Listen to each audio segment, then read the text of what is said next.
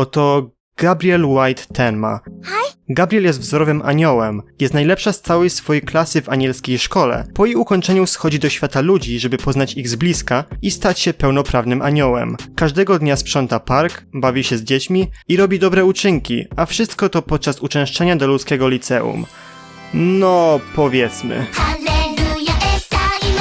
Cześć, tutaj ja, Pajtek, a ta przeurocza dziewczyna, którą wam właśnie przedstawiłem, to główna bohaterka zarówno mangi, jak i anime o tytule Gabriel Dropout. Fabuła skupiona jest na historii 4 dziewczyn, 2 anielic i 2 demonów. Które są aniołami, a które demonami?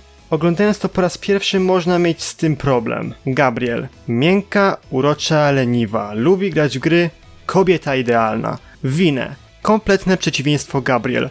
Pracowita, odpowiedzialna, swego rodzaju opiekunka tej poprzedniej.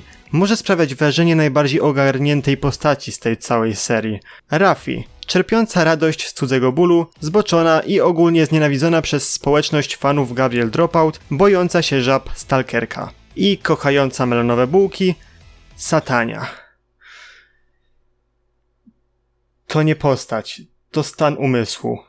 Jak możecie się domyślać, każda z tych postaci robi to, do czego została stworzona źle. Od grającej całymi dniami w MMO anielicy, do demonicy chcącej przejąć władzę nad światem poprzez wyrzucenie do śmietnika plastikowej butelki z zostawioną nakrętką.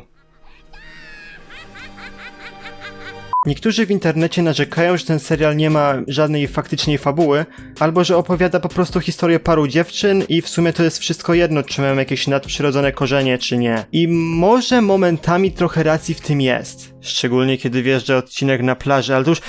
nieważne. Mówienie w taki sposób nie jest niczym dobrym. Szczególnie kiedy się wytyka to, że główny wątek fabularny jest czymś, czego nie powinno być w anime. Nie zapominajmy, że główne bohaterki uczęszczają do ludzkiej szkoły, więc jakiś pierwiastek człowieczeństwa musi w nich być.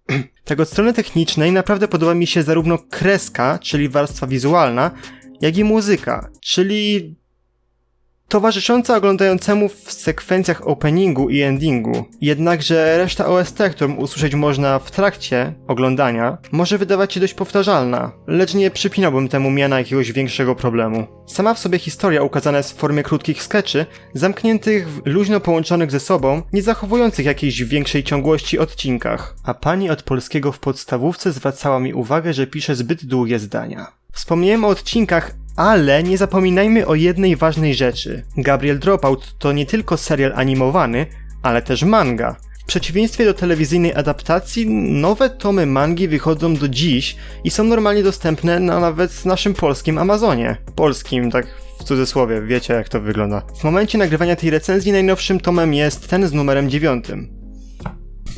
Można powiedzieć, że ja się tylko częściowo w tej kwestii przygotowałem, bo nie wszystkie tomy Gabriel Dropout przeszły mi do tej pory przez ręce. Ale gdyby już teraz ktoś miałby mnie zapytać, czy poleciłbym mu tę mangę, bez wahania powiedziałbym, że tak. Tak.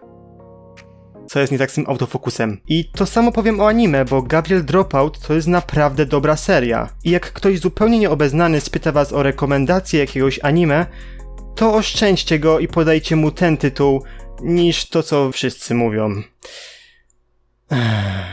Dziękuję za uwagę, żegna się z wami Pajtek. Cześć. To chyba nawet nie wyszło tak źle.